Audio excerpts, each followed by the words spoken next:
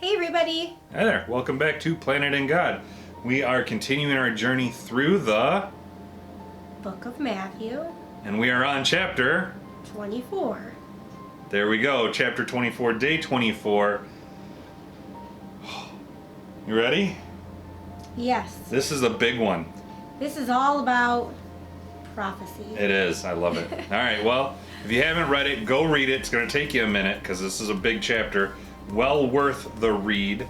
And we will dive in. Again, we're not going verse by verse. We're not going to go super detailed. We're going to try and get the high level, big concepts through this one. And if there's interest later, leave a comment or let us know. And we'd be happy to dive, really dig into this this discourse.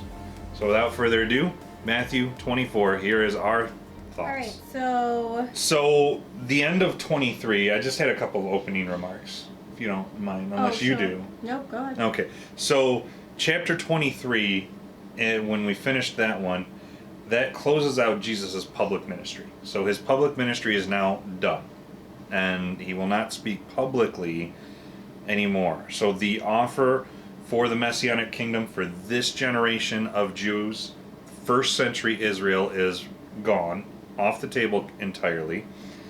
It is promised to a future generation, right? And then chapters 24 and 25 contain what's known as the Olivet Discourse, right? And so in this, Jesus is fulfilling the role as prophet. He's going to give us prophecies both near and far within these two chapters.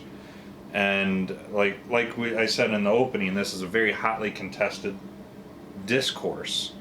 There's a lot of thoughts and opinions out there. We obviously have ours from our own studies, but we're going to, like I said, give high-level overview of it based on what we understand the scriptures to say and our studies.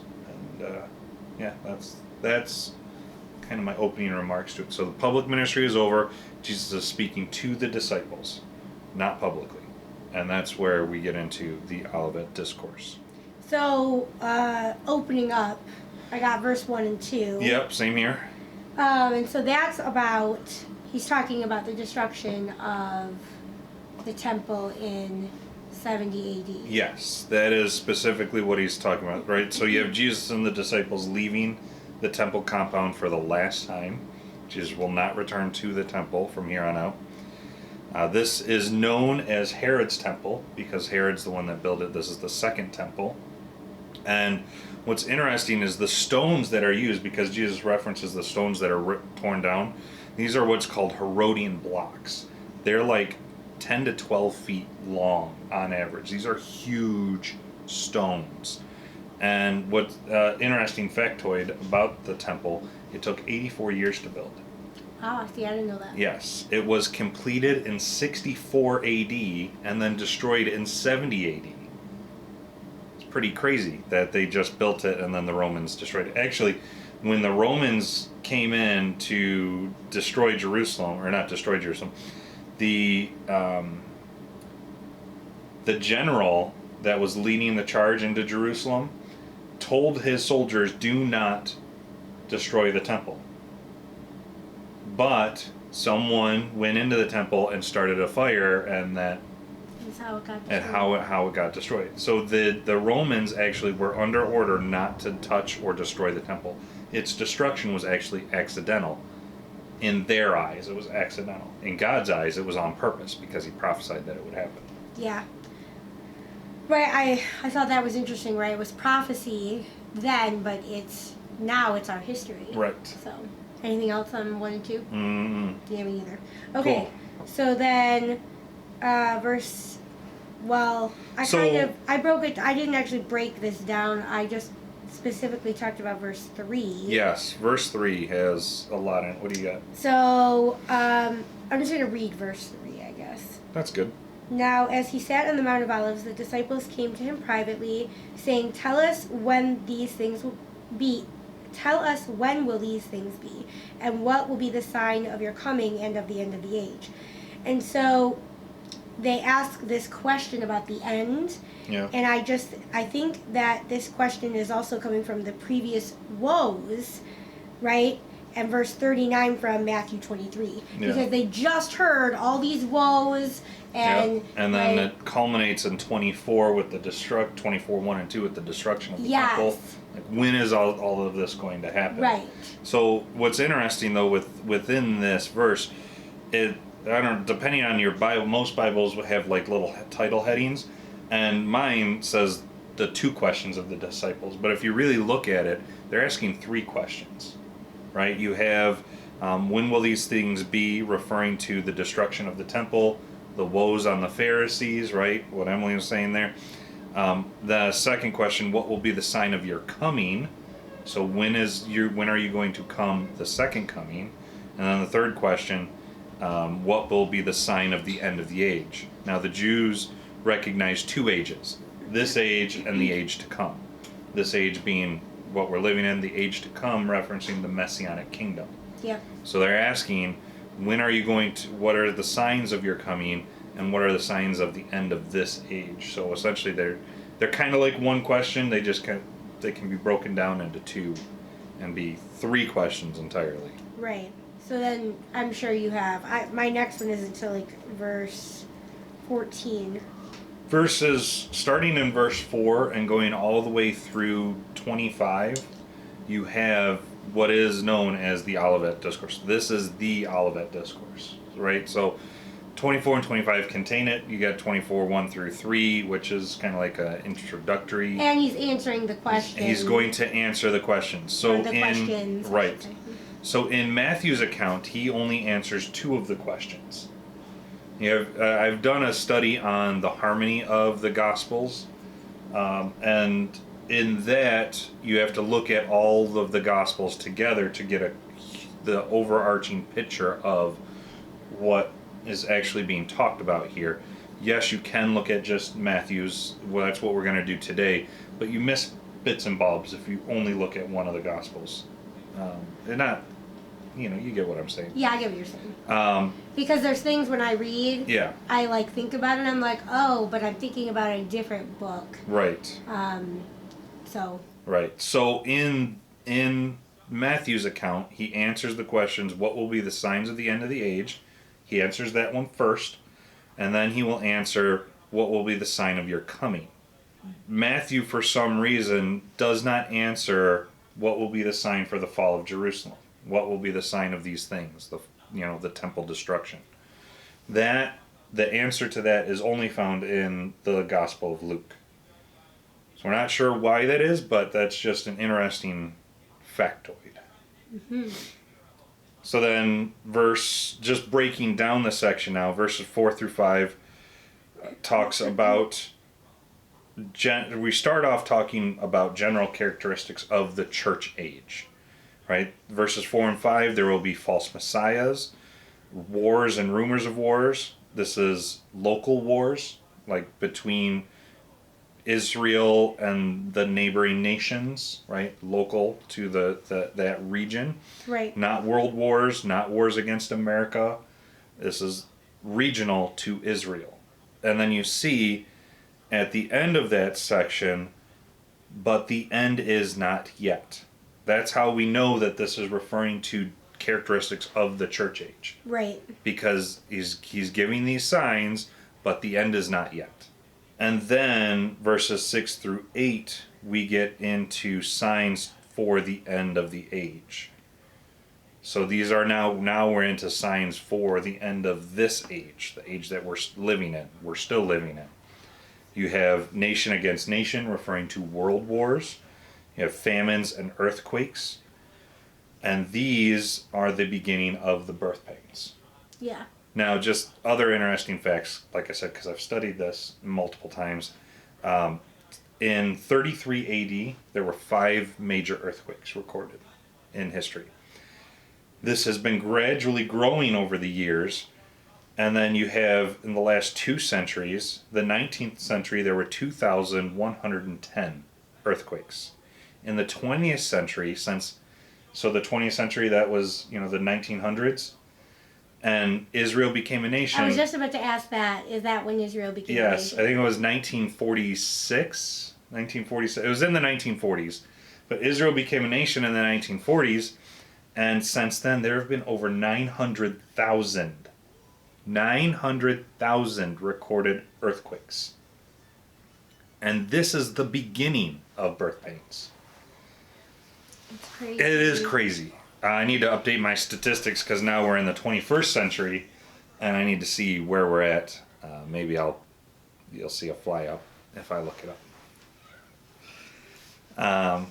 So that's that. Then we get into 9 through 28, and this passage can be seen in two ways. First, a lot of what Jesus says can be applied to the church age, right? What we're living at right now. However, there's a lot of correlation between 9 through 14 and the first half of the Great Tribulation. So you can almost see both the church age, but you can also take it and look at it in light of the Great Tribulation and look at Revelation and line the two up pretty well.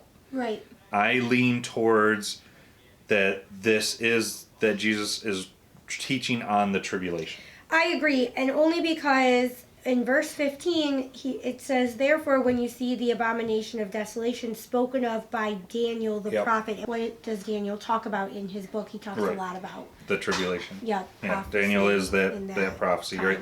Because what's interesting factoid about Revelation, there's only 2%, I think, of Revelation that is new prophecy. Everything else can be gone back to the Old Testament, and you can see it. Yeah, which I think is so fascinating. It is fascinating.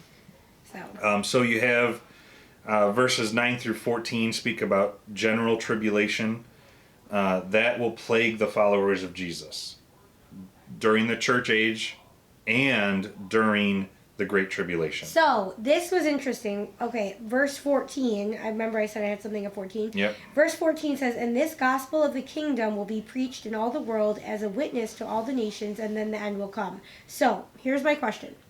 It says the gospel of the kingdom. So, he's talking about the Messianic kingdom then, correct? The kingdom that would have come in. Yes, I believe so. Because, right, we look at the gospel of Jesus, it's different, I think, here. Yes, so I have a reference, a verse reference that takes you all the way back to Matthew 4, which he talks about preaching the gospel of the kingdom, which back in Matthew chapter 4, it was the gospel of the Messianic kingdom. I just find it really fascinating that the gospel of the kingdom is still being preached today. Yes. Because we're talking about the Messianic kingdom. Right. We're still talking, everything's about Jesus, but it's still underlying, the gospel of the kingdom is still within it. Right. I just think that's so cool. It is. So, anyway. Because we want to see it. That was my little tidbit. That is a good tidbit. But another thing that this could reference is the 144,000 during the tribulation, preaching the gospel, right? Because you have the 144,000. Well, yeah, because then it says, "And then the end will come." Right. So you have the 144,000 preaching the gospel. You have the eagle that flies, right, preaching the gospel, right? So the gospel gets out to everywhere, right? Yeah. It's not something that we do today. So for those of you that think kingdom now... I do, well, you know that. Yes. But I'm saying it still is preached today, but not in that manner. Right. But it's nothing... The kingdom now, kingdom dominion people, they think that if they can usher in a culture of Christianity, then Jesus will come back. But they're thinking about it like, I'm going to work to bring out the kingdom. That's not what this is talking about. This is talking about, at the end... You look to Revelation, what happens to get the gospel to the ends of the earth? The 144,000, the angel and the eagle that fly about preaching the gospel. Right. Right? The two witnesses. All of these things happen to bring out the Messianic kingdom. It's not something we do now. The tribulation hasn't started, so you're not gonna rush God's timing. Right. Because God's timing is perfect. Yep. So that was 9 through 14. Verse 15 starts a correlation with the second half of the tribulation. So you can start seeing that. So like you'd said, the abomination of desolation occurs in here. So you have when Matthew writes in verse 15, the latter part of it, whoever reads, let him understand. Matthew is telling you to go to Daniel. Read Daniel, right? Because the revelation of John has not been written yet. So Matthew's point of reference is, I know the abomination of desolation is written in Daniel. So you, reader, go read Daniel and find out what he's talking about. And Daniel is a very fascinating book to study. Yeah, it is. I love that one. So, question, what is the abomination of desolation? That's not the destruction of AD 7. No, it's not. Right. So it's probably...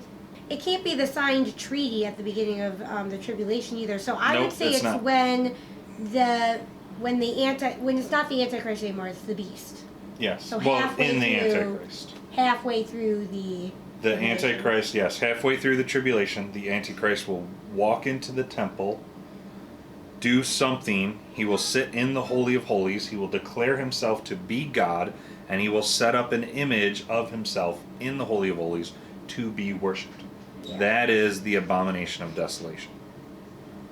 And so, once the Jews see this, once this happens, it triggers essentially the Antichrist, Satan, knows at that moment that his time is short. And so when you read through Revelation, he starts a dedicated war to try and eradicate all the Jews, because he's trying to get them to not say, blessed is he who comes in the name of the Lord. So he tries really hard after that moment to really kill them. Which is why 16 through 20 outlines the difficulties of travel and the fact that you must travel. You need to get out of Dodge once you see this. Go. So that's 16 through 20. I want to read verses 21 and 22 here. It says, for then there will be great tribulation, such as not seen since the beginning of the world until this time, no, nor ever shall be. And unless those days were shortened, no flesh would be saved, but for the elect's sake, those days will be shortened. Now, I wanted to make reference to the days that are shortened, right? It's not that the time will be shorter than it needs to be. It just means that the tribulation will not last a day, a second, an hour, longer than the 7 years it needs to. Right. That's kind of what that phrase means there. And you have 23 through 26. You get a warning to not look for false messiahs, because you'll still have that going on during the Great Tribulation, still trying to lead people astray. And then 27 and 28 gives us the fact that the second coming of the Son of Man will be unmistakable. For as lightning comes from the east and flashes to the west, so also will be the coming of the Son of the Man. Right? It is going to be, you're going to know. Right? So you've got, and Paul even makes reference to this, I think it's in Thessalonians, where people were saying, oh, we're in the tribulation, God's going to come, right? They were confused about that. And it's no, that's not the case. You're going to know. Right. So then verses 29, I have... So yeah, 29 through 31 starts the answer to the second question. What will be the sign of your second coming? Verse 29, immediately after the tribulation of those days, the sun will be darkened, and the moon will not give its light. The stars will fall from heaven, and the powers of the heavens will be shaken. So this brought me to Romans 8, 21 and 22. And it says there, because the creation itself also will be delivered from the bondage of corruption into the glorious liberty of the children of God. For we know that the whole creation groans and labors with birth pangs together until now. So it brought me to that because, like, even the earth knows that there is judgment. I don't know, I know it's not in direct correlation to it. It kind of fits with what we talked about earlier, the birth pains, the earthquakes, the plagues. But it's just, the earth even knows the earth is also cursed with sin, and it understands that there's judgment because of that. Yep. So I don't know. So that verse just brought me back to Romans, so Yeah. thought I'd share that.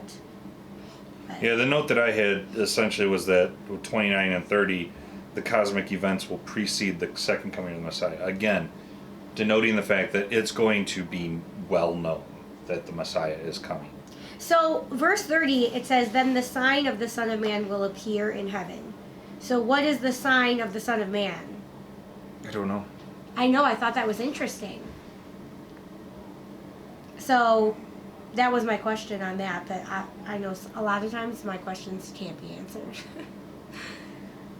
But doesn't that intrigue you? Okay, well, it does. So, again, using my cross references here, it goes to Daniel 7:13, which says, "I was watching in the night visions, and behold, one like the Son of Man coming in the clouds of heaven. He came to the Ancient of Days, and they brought him near before me. Then to him was given dominion and glory and a kingdom, and all the peoples, nations, and languages should serve him. His dominion is an everlasting dominion, which shall not pass away, and his kingdom the one which shall not be destroyed." So it sounds like that the sign of his coming is the fact that the Son of Man is coming in the clouds. Yeah, I could see that. Yeah. I just thought that was interesting. And he's coming in the clouds to receive his kingdom. Yeah, the second coming. The second coming. So, verse 31 then, which is, yeah, I know, we've The almost sound done of this. trumpets. We've almost done this whole thing verse by verse. But, I know. so verse 31 says, "And he will send his angels with a great sound of a trumpet, and they will gather together his elect from the four winds, from one end of the heaven to the other." So this is talking about then the second coming, or is this talking about... That's still the second coming. Because I think it's interesting. It says he will send his angels with a great sound of a trumpet, right? So Yeah. when he comes in the rapture, there will be a trumpet sounding. Right. So this is a different trumpet. This is a different trumpet, yes. Okay. Because the whole context here is talking about the second coming. Right, I agree. I'm just saying. Yeah. It just, you can see how that would be, not sure. Yeah. So. Right. And then verse 32, well, we haven't gotten there yet, have we? Well, we're there. 32 through 35, we get the parable of the fig tree. Yes, which that was in one of the other chapters, right? And then this is, he's referring to that the other fig tree. chapter, he curses the fig tree. Right. That was the cursing of the fig tree at the very beginning of Holy Week. He cursed the fig tree. Now we are at analyzing a fig tree. It's not the same fig tree, but what he's doing here is he's making reference to the fact that you can analyze a fig tree and know when summer is near. Right, it's an illustration. It's an illustration, right, from what he just taught on.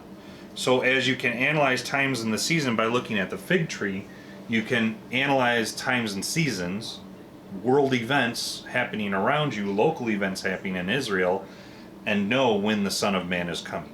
Yeah. Or have a general idea. I think that's why we believe we're getting real close. Yeah, it is. You look at the events and you look at the Bible, we are getting very close. And so what this enables us, and what we'll see later through the discourse, is it enables us to stand ready and always be watchful, because that is a key theme coming up in more parables of Jesus. I love that Jesus doesn't leave us in the dark, right? He's explaining all these things. He's giving us insights. Right. It's so important to have, the It Bible in our back pocket. It is. And that's why we are called to be watchmen. We are to be watchful and ready.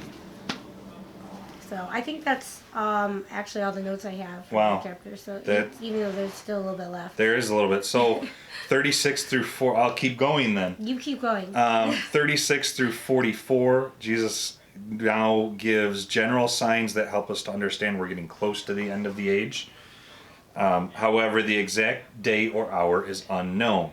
The foolish ones are the ones who worry about dates, set dates, look for dates, don't. Those are the fools. Well, I think that's also like false prophets do that too. Yeah, false prophets will do that. So you know that if somebody says that, it's false. Right. Like that's I clear sign. even Jesus himself, the Messiah himself, the Son of God himself, is not worried about the date. Right? He is unconcerned with our calling to God. The point of this is that we are to remain faithful. I want to read verse 42 here.